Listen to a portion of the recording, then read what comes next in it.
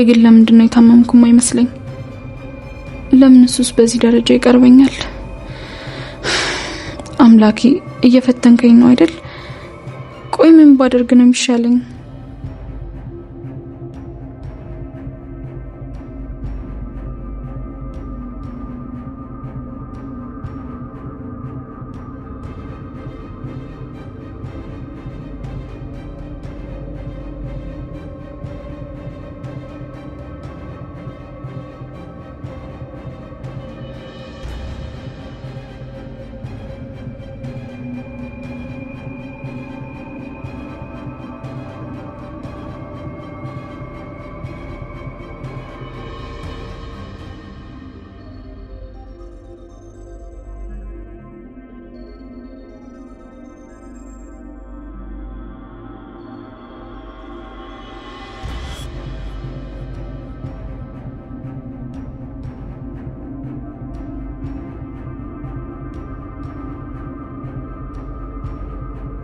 ኑኑ ጋር ወርቁ አልተገኘም።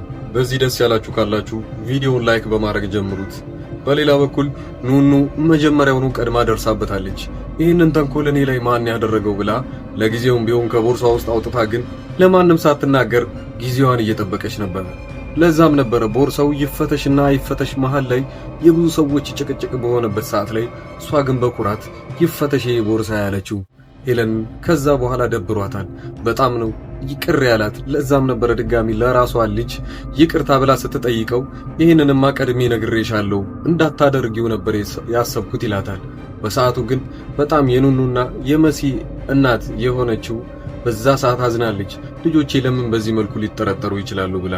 በዛን ጊዜ ግን መሲ፣ ኑኑ ሁሉም በተሰበሰቡበት አንድ ላይ አንድ ቀን ምናልባት ተሳክቶልን ለዚህ ቤተሰብ እዚህ ስላሳደሩንና እኛ ያው እንግዲህ በዚህ ሰዓት ላይ ብዙ የሚደርስልን ሰው ስለሌለ እናንተ ስላስጠጋችሁን ብለን የሆነ ጊዜ ለእናንተ ስጦታ መስጠታችንም አይቀር ነው።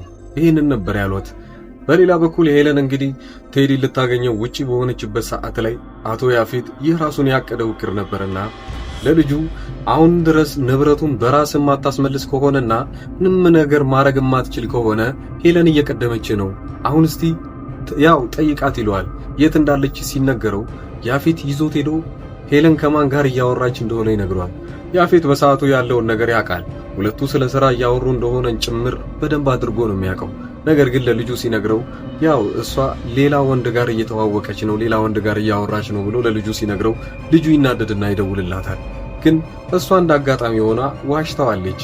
ያው ቤት ሳልሆን የሆነ ሥራ ቦታ ነኝ ምናምን ብላ ስትነግረው እሱ ያያት ስለነበረ ግን ይበሳጭና ፊት ለፊቷ ይሄድላታል ማለት ነው። ምን ምላሽ ይኖራታል? በጣም አስፈሪና አስደንጋጭ ነገር ውስጥ ነው ያሉት። ሌላው የኑኑ ሁኔታ ላይ ራሷን በጣም አጥንክራ እየያዘች ነው ያለችው። ይሄንን ስላችሁ አስቡት፣ ምንም የሚጎዳትን ነገር እንዳያንዳንዱ ነገር ያው ለመፋለምና ብዙዎቻችሁ ያፌትን ያው የጥሩ ሰው ጎን ነበር የሰጣችሁት። ያ ማለት ሄለንን ስለሚጠላትና የሄለን ጠላት ሆኖ ስለመጣ እሱ ያው ምስኪን ሰው ነው፣ ሄለን ደግሞ የራሷ የሆነ አውሬነት ጎን አላት ብላችሁ ነው የምታስቡት። ያፌት ግን ከሷ የባሰ ሆኖ ነው እዚህ ጋር የመጣው። ያፌት ጥቅመኛ ነው። በዚህ ድራማ ላይ ጥቅመኛ ነው ስላችሁ አስቡት። ሄለንን እየፈለጋት ያለው ትክክለኛ የምትሰራውን መጥፎ ነገር እንድታቆም ሳይሆን አንቺ የምትሰሪው ስራ ውስጥ እኔንም አስገብኝ ነው ያላት። ያ ማለት እሱም አብሯት ወንጀል ሊሰራ ነው ማለት ነው።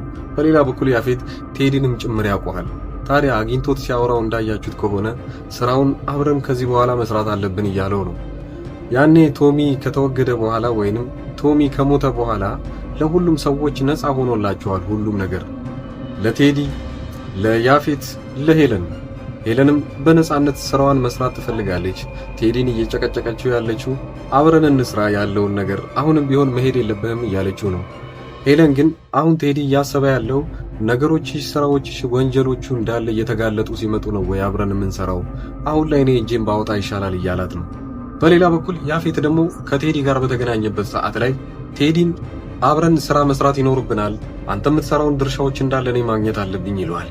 ቴዲ በዚህ ነገር ባይስማማም ግን ነገሩን ፊት ለፊት እንደማይስማማና ቅር እያለው እንደሚመጣ ከተናገረ በኋላ ያፌት ከሄደ በኋላ ግን አንድ ነገር ተናግሯል። በገዛ እጅህ ወጥመድ ውስጥ ገባ ይለዋል። ቴዲ ምንም ያህል እንኳን ይሄንን ቢያደርግ ያፌትን የማሸነፍ አቅም የሚኖረው አይደለም። ምክንያቱም ያፌት መጀመሪያውኑ ይህንን የሚያስብ ከሆነና ሶስት ሰዎችን በአንድ እየተፋለመ ያለ ሰው ነው። ያፌት በሌላ በኩል ሄለንን ንብረቶቿን ለመውሰድና በዛ ላይ እሱም ቅርብ ስለሆነ ዘመዱ ጋር ያለውን ነገር ስለሆነ እሱም መካፈል ይፈልጋል። ለዛም ነው ልጁን በማይሆን ነገር እየጨቀጨቀው ያለው። ልጁ ግን የገንዘብ ችግር እንደሌለበት እየተናገረ ነገር ግን ጠላቶቼን ማወቅ ይኖርብኛል፣ የእነሱን መጨረሻ ነው ማሰብ የምፈልገው እያለ ነው። ይህንን ሲል ታዲያ የመጨረሻው ዙሪያ ጥምጥሙ ወንጀሎቹን እንዳለ የሚወስደው አቶ ወይ ደግሞ ወይዘሮ ሄለን ጋር ነው የሚሆነው ማለት ነው። በዚህ ሁኔታ ላይ ድራማው እየተጧጧፈ የሚሄድ ይሆናል።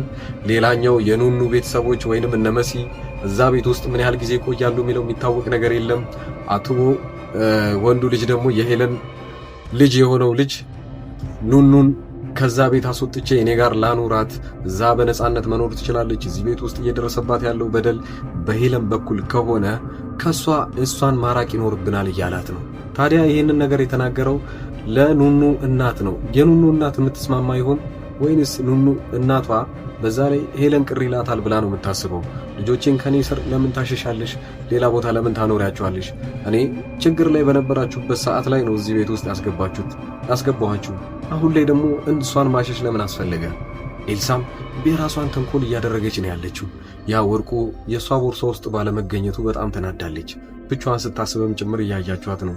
መጀመሪያ ሙሉ ለሙሉ ሽንጧን ገትራ ስትከራከር የነበረው ኤልሳ አሁን ካሁን ቦርሳ ውስጥ ወርቁ ተገኘና ሄለንና ያው የኑኑ ቤተሰቦች ይጣላሉ፣ ከዚህ ቤት እንዳለ ውልቅ ብለው ይወጡልኛል ብላ ነበር ያሰበችው። አትሳካላትም። ኤልሳ በዚህ ሁኔታ ላይ መቀጠሏ የማይቀር ነው። እዚህ ተንኮል ላይ ምን ይፈጠራል? የመጨረሻውን ክፍል አብረን የምናየው ይሆናል። በዚሁ አጋጣሚ አንድ ነገር ልንገራችሁ። ሐረግ ድራማ ምዕራፍ 2 ሊጀምር ነው።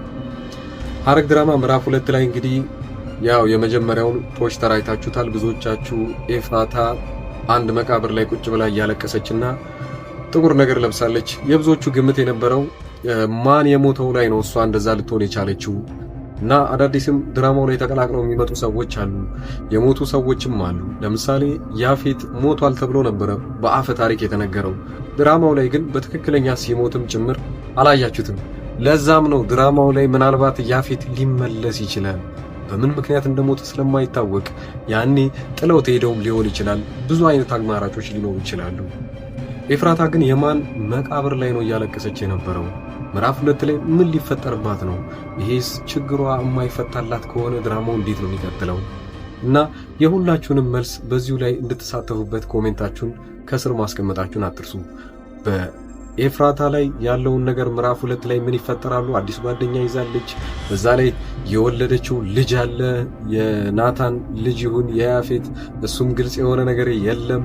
ለነገሩ የኤፍራታ ልጅ ያፌትም ጭምር እንደተባለ አትርሱ። ትክክለኛ ስሙ ያፌት ነው። የኤፍራታ ልጅ ያፌት ያለችውም ያው የሱን ለማስታወስ ጭምር ነው። እንደዛ ናታን የራሱን ወንድም ለማስታወስ ብሎ ማለት ነው። የመጨረሻው ላይ ይሄንን እናወራለን። በቅርብ ጊዜ ውስጥ ይለቀቃል እና ያው ሐረግ ድራማ በመመለሱ ደስ ያላችሁ ቪዲዮውን ላይክ ማድረጋችሁን አትርሱ።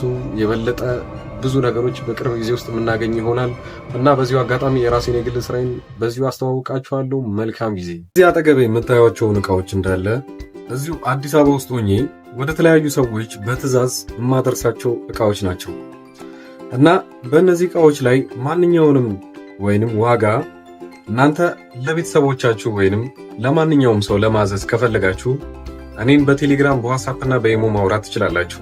እንደምታዩቸው የተለያዩ ስልኮችና የዋይፋይ እቃዎች፣ ታብሌቶች ለልጅ የሚሆኑ እነዚህ የተለያዩ ቦታ አገር ሆናችሁ እናንተ እያዘዛችሁ እዚህ ለቤተሰቦቻችሁ መላክ ይችላል። ከኤሌክትሮኒክስ እቃዎች ውጪ ያሉትን እቃዎችንም እኔ ጋር ማግኘት ትችላላችሁ።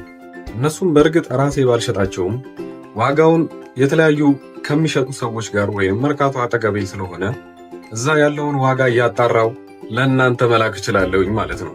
ከዚህ በቀደም እንደሚታወቀው በትልቁ ቻናሌ ላይ እነዚህን እቃዎች ሳደርስ ለብዙ ሰዎች ሳደርስና ብዙ ሰዎችም ሲያዙኝ ነበሩ። አብዛኛው ጊዜ ሰው እያዘዘኝ የነበረው የተለያዩ ስልኮችን ነበረ። እነዛንም ስልኮች አዲስ አበባ ውስጥ በአንድ ቀን እያደረስኩኝ ነው።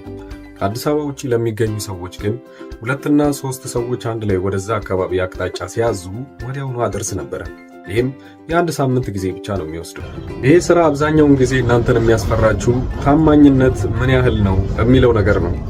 ያንን ደግሞ ማረጋገጥላችሁ ከዚህ ቀደም የላኩላቸው ሰዎች አብዛኛው በኢሞ እየመጡ የነበሩትን ልጆች ማንኛቸውንም እነሱን ማናገር ትችላላችሁ። እንደዛውም ደግሞ አንዳንዶቹ ለእምነት ብለው አንዴ ትንሽ ዕቃ ያዙና ያንን እንዳደረስኩላቸው ሲያውቁ በዚህ መልኩ ሌላዎችንም ዕቃዎች ማዘዝ ይችላሉ። የአበሻ ቀሚስ እና የተለያዩ ልብሶችም አሁን ትምህርት ሊጀምር አካባቢ የነበረ ጊዜ ደግሞ ቦርሳና ደብተሮች ብዙ ሰው አዘውኛል። ከልብ አመሰግናለሁ። ሌላው በዚሁ አጋጣሚ እናንተም የምትፈልጉት ዕቃ ካለና እንዳደርስላችሁ መልእክት ሊሆን ይችላል። ማንኛውንም ዕቃ የቤት ዕቃ ሊሆን ይችላል፣ ልብሶች እና የተለያዩ ፈርኒቸር ዕቃዎችም እንደዚሁ እያደረስኩ እገኛለሁ። ዋጋ ብቻ ማወቅም ከፈለጋችሁ እኔን ማናገር ትችላላችሁ። ለማንኛውም እስኪ ዋይፋዎቹን ላከልኝና ልንፋጣቸውን የምፈልገው ማለት ነው። አመሰግናለሁ። በጣም አሪፍ ነው። እገዛለሁ፣ ግን አሁን ሳይሆን ወደፊት የልጄ ልደት እየደረሰ ስለሆነ እንደ ስጦታ ትልክ ታደርስልኛለህ። እዛው አዲስ አበባ ወደ ለገሃር አካባቢ ናቸው እና እዛ ታደርስልኛለህ። ደውዬ እነግርሃለሁ ሁሉን። አሁን ገባኝ። እና ዋይፋው ስንት ብር ነው?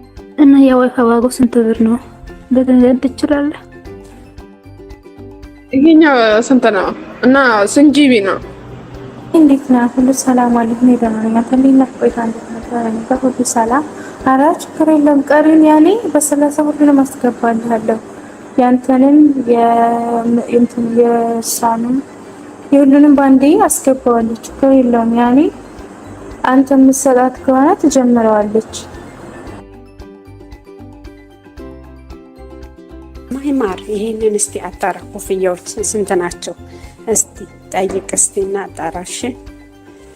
ብዙ አይነት ነው ያለው፣ ግን ይሄንን ነው ያደረኩልክ። እስቲ እንትን ያልኩት የላኩልክ እስቲ ለቦሌ ያምጣውና ከዛ አንተ ጋር ገከው ሻንጣው ማለት ነው። ከዛ በኋላ አንድ ላይ ነው የምትሰጣ ከሞባይሉ ጋር ማለት ነው። ከይቅርታ ጋር ግን ከልብ ላስቸግርክ ነው። ዋትስአፕ ላይ ልልክልሃለሁ የሰውየውን ቁጥር ማለት ነው። እና የት ነው አለኝ ሉሉ ምንድነው እሱን እስቲ አንተ ከዛ እሱን ካመጣክ በኋላ ትለውልልካለች። ጀመሩት ከዚህ በፊት በነበሩት ቪዲዮዎች ላይ በለቀኩት ማስታወቂያ ነው። ያው ለሌሎቹ እና አዲስ አበባ ውስጥ ቅርብ ለሆኑ ሰዎች ወዲያውኑ በአንድ ቀን ውስጥ አድርሰንላቸዋል። እናም የተለያዩም ሰዎች አሁን ላይ ትክክለኛ እኔ እንደምሰራ ለማወቅ የመጡና እናም በቀጣይ ደሞዛቸው ወይንም በሌላ ጊዜ ዕቃ ሲፈልጉ ከኛ ማዘዝ እንደሚችሉ አረጋግጠው ሄደዋል። ያንን ብቻ ለማወቅ ብቻ ሳይሆን የተለያዩ ዕቃዎችን ዋጋቸው ምን ያህል ነው ወይንም እናንተ ካላችሁበት ሱቅ ወይንም እናንተ ካላችሁበት ሰፈር ጋር ዋጋውን ምን ያህል ቅናሽ ነው የሚለውን ካያችሁ ዕቃውን ወዲያውኑ ማዘዝ ትችላላችሁ። በክፍለ ሀገር ያላችሁና የተለያየ ቦታ ለምትኖሩ ለምሳሌ ወደ ወላይታ አካባቢ ብዙ ሰዎች ዕቃ እንዳዘዛችሁኝና አንድ ላይ ልልክላችሁ አንድ ሳምንት ጊዜ ጠይቄያችሁ ነበረ። ያም ሆነም ወደ ራቅ ወዳሉ ቦታዎች ላይ ዕቃ የምንልከው 3 እና 4 ሰዎች ስትሆኑ ነው። ዕቃውን ወዲያውኑ አንድ ላይ የምናደርስላችሁ ይሆናል።